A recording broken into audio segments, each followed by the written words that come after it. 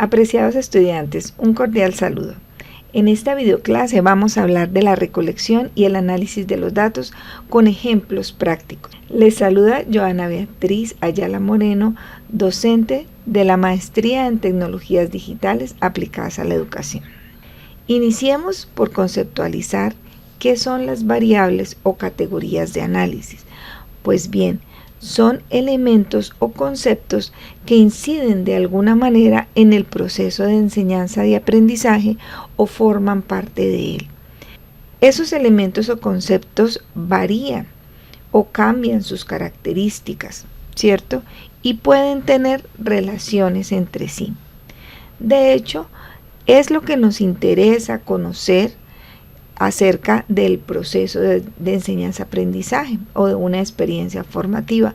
Por eso, las variables o categorías de análisis son precisamente el objeto de estudio, forman parte entonces de la pregunta de investigación y los estudiamos precisamente para comprender sus características, para comprender las variaciones o cambios que hay o para comprender de qué manera se interrelacionan. Las variables o categorías de análisis deben poderse medir, observar o describir. Es requisito que tengan algunas de estas características para poder ser estudiadas. ¿En qué momento recogemos datos sobre las variables o categorías de análisis? Pues eso depende del tipo de investigación, de la pregunta y de los objetivos de investigación. Puede ser en los diferentes momentos del estudio, mientras estamos haciendo el análisis del problema, por ejemplo, para hacer un diagnóstico, en el diseño de la propuesta, si es interés de estudio, por ejemplo, evaluar las características de una secuencia didáctica, entonces tendríamos que hacer recolección de datos y validación en el diseño de la propuesta.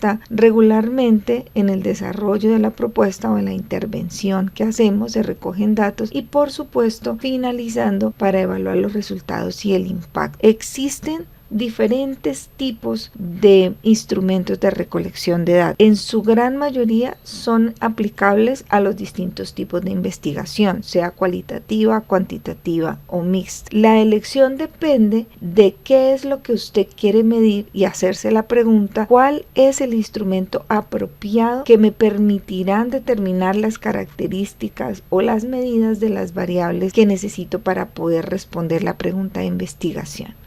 Al respecto, vale la pena hacer algunas aclaraciones. Por ejemplo, si lo que me interesa medir es el nivel de alguna competencia, los resultados de aprendizaje o aspectos relacionados con la evaluación, es importante que nosotros revisemos y nos soportemos en el mismo marco teórico que tenemos de la investigación, puesto que debe ser completamente coherente con las teorías que estamos nosotros aplicando. Debemos hacernos la pregunta, ¿cuál es la evidencia o el resultado de aprendizaje que estoy buscando? Y pues la idea es ir más allá, es utilizar técnicas que me permitan realmente acercarme a lo que es la validación de los resultados de aprendizaje. No necesariamente una prueba escrita es algo tradicional, dependiendo de la forma como se planteen las preguntas. La invitación es que seamos totalmente coherentes con la propuesta que estamos haciendo, pues tendemos a justificar una investigación en tecnologías educativas en la falta de innovación, en el uso de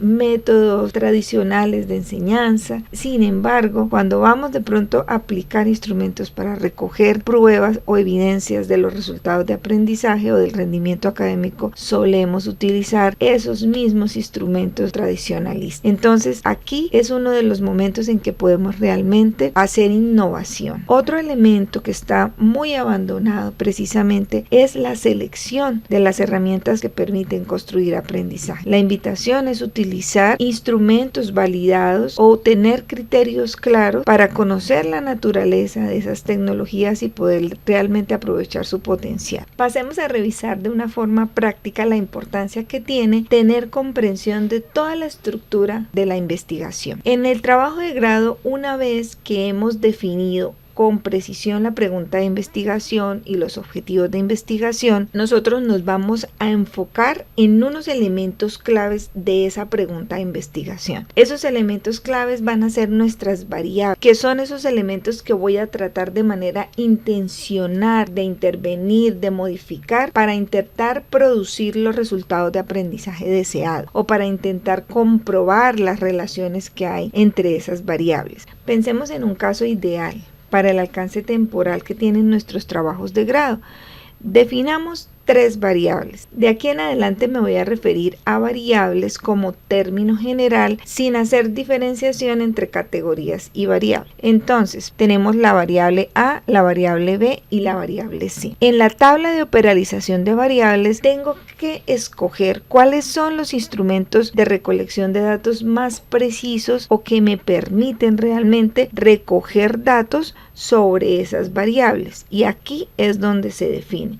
Es posible que de alguna variable yo vaya a recoger datos en 2 momentos. Entonces puedo tener 2 instrumentos diferentes para una variable. Para la variable B vamos a seleccionar un instrumento y lo mismo para la variable C, que pueden ser aplicados en diferentes momentos de la investigación.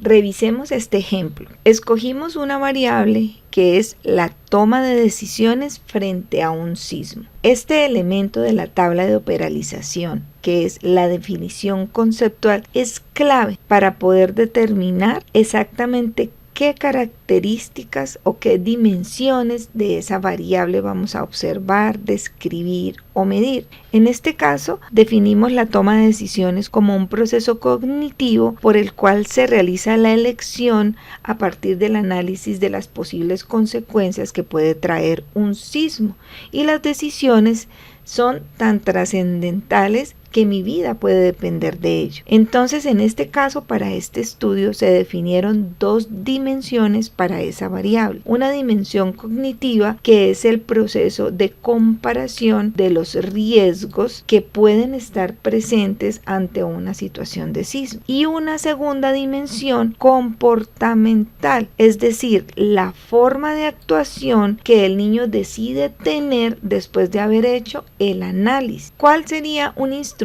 adecuado? Nosotros podríamos ocasionar un sismo quizás para ver cómo actúan los niños, o de pronto hacer un simulacro, ¿cierto? Tal vez les podríamos preguntar, hacer una encuesta y preguntarles ellos qué decidirían hacer. En este caso, el instrumento de recolección que se consideró el más apropiado fue las historias de vida. Es un instrumento cualitativo que consiste en una narración de una situación hipotética, pero en esa narración nosotros podemos evidenciar tanto el proceso de comparación que el niño hizo frente a los diversos riesgos que detectó en determinada situación y las decisiones de acción que tomó. Entonces, en este caso, este es un excelente instrumento para recoger datos sobre esta variable que estamos estudiando. Veamos otra situación. En este caso, lo que queremos mirar es el nivel de desempeño de las habilidades científicas. Fíjese que el hecho que aparezca aquí la palabra nivel ya me está diciendo que esta es una variable que puede ser medible. Se define como la facultad que tiene una persona para aplicar algunos procesos cognitivos específicos relacionados con la construcción del conocimiento científico. A partir de esa definición, se escogen 4 dimensiones de esa variable. Una procedimental, una dimensión que tiene que ver con la formulación y comprobación de hipótesis, la comunicación de resultados y finalmente la resolución de problemas. Para cada una de las dimensiones tenemos unos indicadores precisos que me determinan cuáles serán esas evidencias con las cuales podré medir cada una de estas dimensiones. ¿Qué instrumento utilizarían ustedes? En este caso se escogió como instrumento un cuestionario evaluativo que se va a aplicar en 2 momentos. Entonces fíjese que aquí tenemos 2 instrumentos diferentes que son el pretest y el posttest. Veamos otro caso. Para este estudio, la variable es la pertinencia de una secuencia didáctica. Es decir, vamos a mirar qué tan adecuada es una secuencia didáctica para una necesidad particular de formación que tenemos. Fíjense que es muy específico el interés que se tiene frente a esa variable, porque ese nivel de pertinencia o esa característica de si es adecuado o no, en este caso, se propicia por el interés del investigador de saber cuál es el nivel de apropiación de las TIC en esas secuencias didácticas con respecto a las necesidades de formación y específicamente con la intención de que se promuevan competencias digitales tanto en maestros como en estudiantes. Entonces, fíjense que la definición conceptual me hace explícito el marco teórico en el cual nos vamos a soportar para estudiar las características de esa variable. En este caso, se seleccionaron como dimensiones 4 aspectos: el uso de TIC, el componente didáctico, el componente disciplinar y la apropiación tecnológica, con sus respectivos indicadores. ¿Cuál sería el mejor instrumento?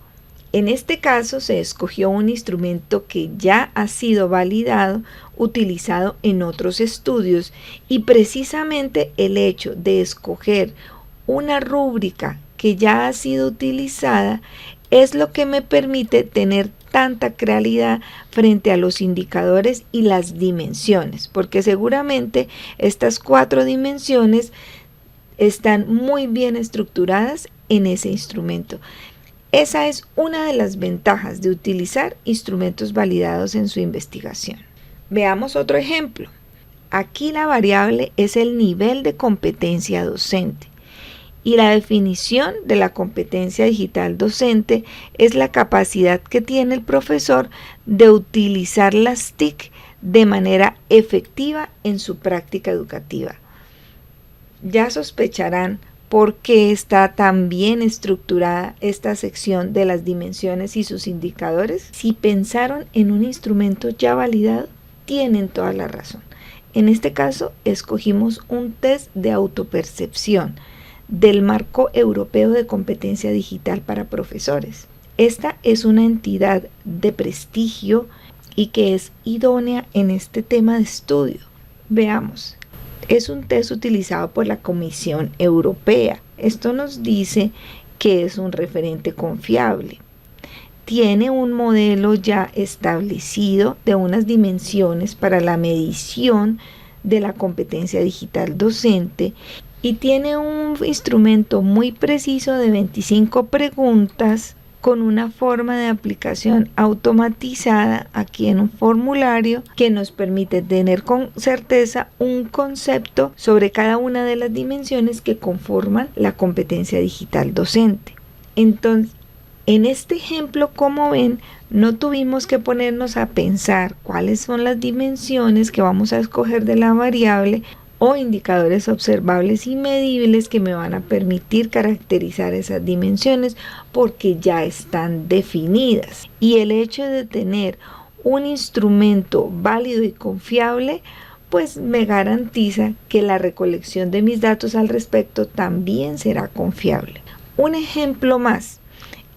Referente a la herramienta tecnológica. En este caso, lo que queremos validar es qué tan pertinente es el simulador para la necesidad de aprendizaje. Vamos a tomar 3 dimensiones, una técnica, una funcional y una didáctica. Y para esto también vamos a utilizar un instrumento ya validado que me ayuda a caracterizar de forma precisa cada una de estas dimensiones. Pasemos a hablar del análisis de los resultados. ¿Recuerdan el ejemplo que habíamos propuesto sobre una investigación con 3 variables en donde habíamos definido 4 instrumentos de recolección de datos? Los datos se recogen según la planeación propuesta. La primera variable la vamos a medir en 2 momentos. Es muy posible que el instrumento 1 lo hayamos aplicado en el momento del diagnóstico. Recuerden que tenemos que diferenciar entre presentar los datos, hacer el análisis de esos datos y hacer una discusión o una reflexión académica a partir del análisis de esos datos. Siempre que presentemos los resultados de los instrumentos de recolección aplicados, es decir, los hallazgos o los datos recogidos, es necesario mostrar los datos y evidenciar el proceso de análisis para más adelante poder hacer la discusión. Entonces puede darse que los resultados del instrumento 1 estén en el capítulo del diagnóstico, mientras que el resultado de los otros instrumentos probablemente importante va a estar en el capítulo 7 de análisis e interpretación de datos. Siempre tenemos que mostrar una sección independiente para cada uno de los instrumentos. No se nos puede quedar por ahí ningún instrumento a la deriva. Todos los instrumentos que prometimos en la tabla de operalización que íbamos a aplicar se tienen que aplicar y tenemos que mostrar los resultados. Y si se trata de la misma variable, habrá que hacer un proceso de comparación de los resultados de los dos diferentes instrumentos. Bueno, vamos a explicar con dos ejemplos el análisis de los datos. Revisemos esta caracterización de variable. En este caso vamos a hablar de una variable que es muy común en nuestros trabajos de investigación porque tiene que ver con el resultado académico, que regularmente es el elemento que nosotros queremos afectar, modificar o incidir frente a él, ¿cierto? En este caso es el nivel de desempeño de la competencia de explicación de fenómenos químicos. Se definieron dos dimensiones. La primera, el uso comprensivo del conocimiento, y la segunda, la explicación de fenómenos. ¿Y esto de dónde sale? Pues sale de las orientaciones del Ministerio de Educación, de los derechos básicos de aprendizaje o, de manera más precisa, de los resultados de las evaluaciones estandarizadas. Para el caso se escogieron dos instrumentos de recolección de datos, un pretest y un posttest.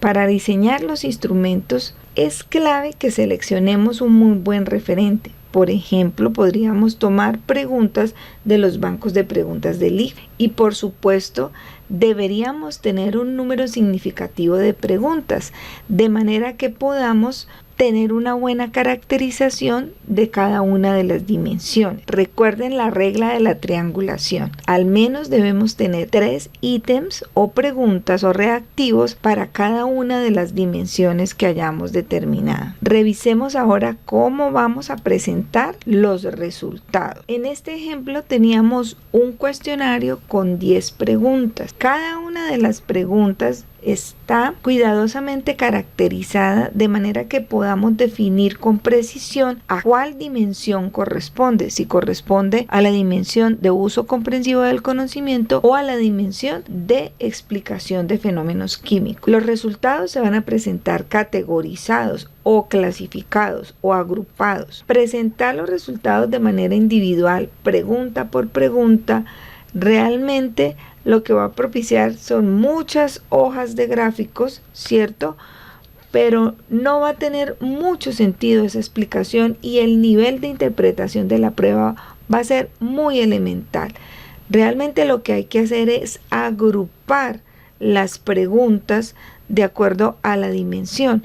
Y lo que estamos presentando aquí, fíjense, es el resultado para cada una de las dos dimensiones. En este caso, pues en el capítulo 5 ubicamos el resultado del pretest. Después de presentar cada uno de estos gráficos, por supuesto, hay que analizarlo y hacer la correspondiente reflexión sobre estos resultados. Ahora, en el capítulo 7 vamos a presentar de la misma forma, agrupados, separadas las preguntas de la primera y de la segunda dimensión. Esto me dará una visión del estado inicial y del estado final del nivel de competencia antes y después de la intervención. Pero esta representación gráfica no es suficiente para determinar si hubo un cambio realmente significativo. Lo mejor es poder complementar el análisis con una prueba estandarizada.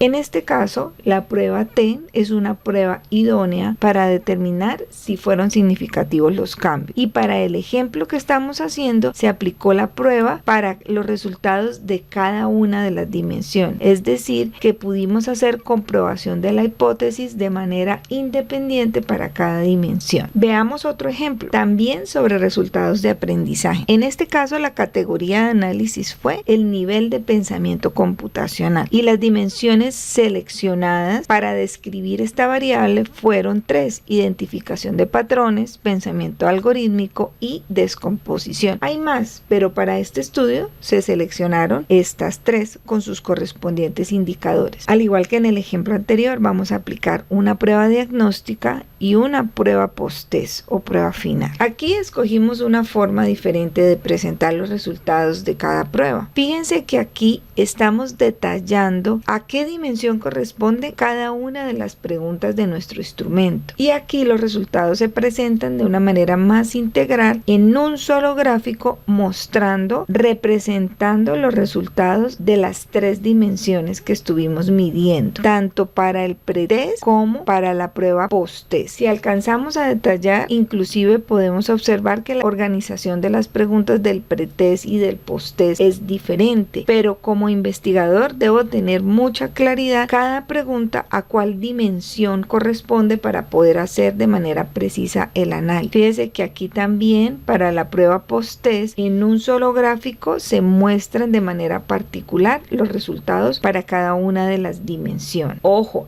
la clave aquí es clasificar, es categorizar, agrupar los resultados de manera que pueda interpretar los hallazgos en coherencia con las dimensiones que se definieron de cada variable. Note que en este caso hicimos diferente el proceso de comparación de los resultados de la prueba pretest y post-test. No se diferenció por las dimensiones, sino que se hizo una contrastación de los resultados globales, que también resulta válida. Espero que con esta explicación práctica hayan podido comprobar la importancia de escoger instrumentos de recolección de datos apropiados para la naturaleza y las características de las variables o categorías.